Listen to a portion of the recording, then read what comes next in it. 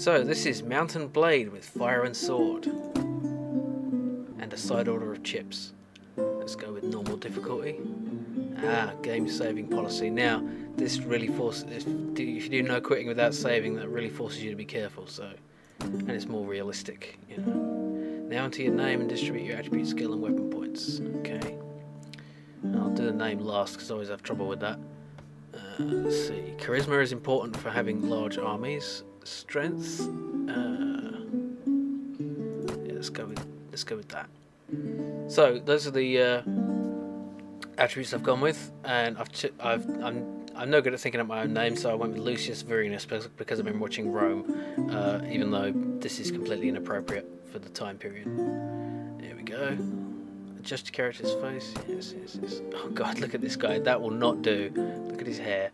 So I just randomised a bit till I got to something kind of cool. I like his moustache, and all the hairstyles are terrible. So, and he looks kind of mean. Your travels have taken you to a small Cossack village on the outskirts of the wilderness. As you stroll past, the silence is broken by gunshots. See what trouble is afoot. Right into the action, it sounds like. That guy ahead looks like he's up to no good. You'd better use your new skills to teach him a lesson. Excellent. Looks like there's more fighting to be had. Why are you attacking those guys? Is it because they have fancy hats? Die, you hat repressors. Thank you for aiding us. An extra arm is always welcome in times such as these. It was my honor to aid you. Come, let's find some horses and ride away before more of these scoundrels appear. Wait until the reticule is smallest, then grab yourself a horse and ride away with Monfort and his men. Look, more enemies on the horizon. Time to put your sword and pistol to use. You can scroll up with the mouse wheel to switch between your weapons. Now, go ahead and fight your way out, with fire and sword. Oh, look at this rearming procedure. Right, let's try to get him with this gun. Come on. Oh. Let's use the old-fashioned way. Yeah. Come on. Oh. After defeating the final enemy, you return to talk to your new ally. My name is Jacques de Clermont. I can see you are surely no brigand. Come, unsaddle your steed and rest yourself by my fire. The supper is nigh ready. My name is Lucius Vorenus. How did you find yourself in these lands? Where are you headed? I am of the Clermonts of Languedoc. Okay. A line descends from the famed crusader Count Simon de Clermont. Oh, I don't like these names. But unlike my magnificent ancestor, I have neither great titles nor vast lands. I served in the guard of Cardinal Mazarin, and was doing well for myself. But then the devil made me his fool, and I challenged a certain D'Artagnan, lieutenant of the Royal Musketeers, to a duel. I've heard of him. Fully knowing my skill with sabre and pistol alike, the guileful Gascon thought to avoid the risk and convinced the Queen that I secretly planned an attempt on the life of the young Louis. Thus, in the night on the duel's eve, I was forced to flee Paris, and now I am doomed to wander the fields of Europe. Interesting. So this is like the introduction to the game, and it seems quite general questions. So, tell me, sir, what is happening in these lands? The air smells of gunpowder and burning cities. Eastern Europe stands on the verge of a great war. For many years, the Zaporozhian Cossacks, sorry about my butchering of these Eastern European and Russian names, but fought for freedom against the Polish gentry, but were nearly defeated, and so Hetman Bogdan not even going to try, was forced to turn to the Russians for help. Thus, not long ago in Pereyaslav, the Council of Cossack leaders known as the Starshina swore allegiance to the Russian Tsar Alexei Mikhailovich. I think that's right. Now the Tsar marches with the Cossacks, and together they are preparing an attack on the Polish-Lithuanian Commonwealth. Meanwhile, the King of Sweden and the Crimean Khan look on, awaiting the outcome of the coming conflict. That is all I know. Really, it's quite a lot. If you meet any soldiers on the road, then you might learn further news from them. They should know far more than I. Oh, that's telling me my relationship. What can you tell me of this area? There's nothing short of a battlefield between the Swedes, the Poles, the Russians and the Cossacks. Oh, and the Crimeans too would love to grab their share. If you're asking for my counsel, visit the cities where you can buy arms and supplies and learn the latest news. The local rulers, lords, mayors and even village elders might give you jobs of various kinds. My sincere advice though, do not take on more than you can handle. And yes, don't get me wrong, but visiting the odd pub can be quite useful. There one can find all manner of men who could help you on your way, and you might hire some skilled warriors or even test your strengths against others for pay. Okay, what do you advise I do from here? These are troubled times, and a mercenary, especially one that has known command, is worth his weight in gold. Start with small jobs, I would say. Take your time to get accustomed and understand the local affairs. Wipe out some bandits, do some freelance jobs, escort a merchant convoy or protect a village. After that, you might try enlisting with one of the rulers. You'll earn a reward and maybe even get yourself an estate, which by turns will also bring you some coin.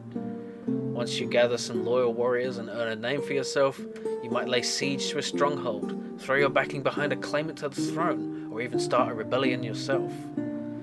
Tell me of... Oof.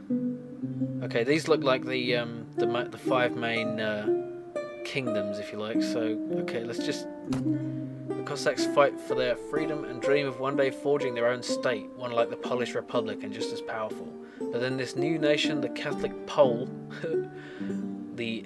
I don't know if that's an I or a Y. Ayak, as the Cossacks call him, would no longer find himself among the gentry. Instead, all titles would be held by the Orthodox Cossack leaders. Some years ago, the Zappa host, in a series of bloody battles, forced the Polish crown to grant them limited sovereignty. But now the times have changed. Today, the Ukrainian hetman fights under the hand of the Tsar of Moscow. Okay, I'll probably come back to this later. I'm sure there's other people who can tell me. Lucius Varenus? Well, it was a pleasure meeting you, but for now I shall be moving on. Oh. I recommend you set your path to Zamość and take in the town. Smolensk is a fine city, and not far from there. Here we go, there's the main screen. This is a sandbox game, and set in Eastern Europe and Russia. As you can see, I'm scrolling all across the map, and as you can see, there's quite a lot going on. So where the hell was I? I've got lost. Ah, there we are. There's me. Right, now, there were 2 previous games of Mount and Blade, and this is quite similar, but the main difference is that this is based in a historical setting, whereas the previous game was set in a fictional setting. So let's have a look at this village. There we go. The village of Zamość looks very poor and desolate. You remember that this village and its surroundings belong to... How do I remember that? Warlord Fyodor Obokovich of the Polish Republic. I'm going to really struggle with these names. There's a rumour in the village. Our marshal is a great guy. He put an end to the bandits in the nearby forest. Okay, let's go into the village and have a look. So yeah, this is kind of a sandbox game, and you basically make your own fate. It's kind of like, oddly like Elite in a way. And look, I have a horse. That's cool. This game centres quite a lot around mounted combat.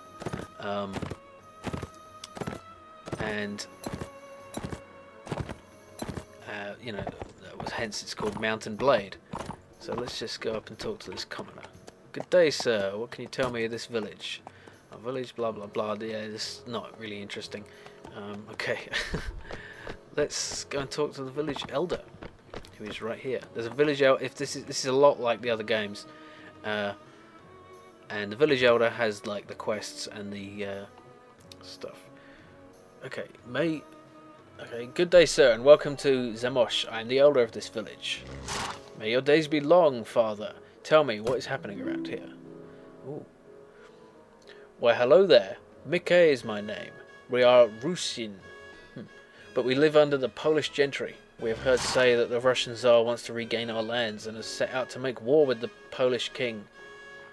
He leads his host to Smolensk. Word has also come that the Cossack colonel Zolotarenko stands nearby with his army, calling all free men to the Zaporozhian host to fight under his banner. And do you have some work for me? Something that will give me a chance to swing my saber, win myself some glory, and fill my purse. It's a little too empty at the moment. Aye, there is always work for a daring soul such as yourself. Believe it or not, the colonels of the gentry just sit in wait for the Muscovites huddling in their towns, fearing to stick their nose out of the gates. Meanwhile, bandits roam the roads, giving travellers and merchants no peace. We cannot even travel to the bazaar for fear of being overtaken. And to make matters worse, the blasted warlord of Smolensk taxes us so heavily that we have nothing for ourselves and shall soon be reduced to starvation. Okay, I guess these are my choices, or maybe this is what I'm telling him to do. Okay, now I'm a single man, so I can't wipe out the bandits. Persuade that doesn't sound very likely. Bring in some goods. As you know, master, there is war in these lands. Traders no longer pass through the villages with their goods. We must go buy everything at the town market. But our people fear travelling to the town. The road is too dangerous. If you would bring us goods, we would be willing to pay you for it. Agree. So be it. I shall deliver you the goods and perhaps learn a bit about trading myself. Okay. Now let's just see what they've got to sell. Of course, yeah, it's buy food and supplies. I don't need cattle. We have some food and other supplies in our storehouse. Okay. This is the trade screen. Yeah, I know. Okay. Now they don't have anything useful. These are just trade goods. And let's see what I can see what I've got for here. Pistol, bullets, simple saber, village boots, village dress, and some horse and some food.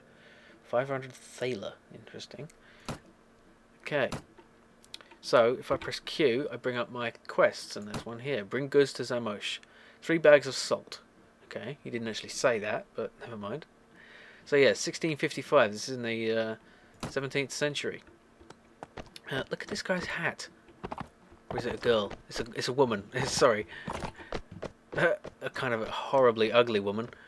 How is life here? Yeah, times are hard. This is a lot like the old games.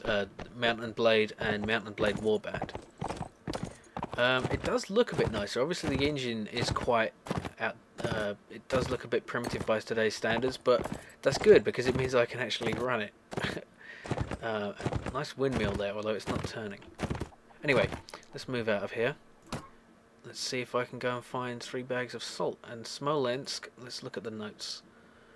Village of Smolensk, blah blah blah. It seems to be the town of Smolensk, sorry. So I think I should be able to buy things from here. You've got like the fortresses, the town. Oh, what's that? Looters patrolling. Now I don't want to tackle anyone because I'm just a man on a horse on his own. The idea of this is that you amass an army. You know, of up to hundreds of men, and go into the fray with them. Okay, the town of Smolensk seems unremarkable. The town belongs to blah blah blah. Okay, let's take a walk around the streets. Nice. This is an impressive looking fortress, town. There's these city walls. Yeah, German infantry musketeer. Step right while you're here and you'll have no trouble. Fair enough. Zolnir, who are you?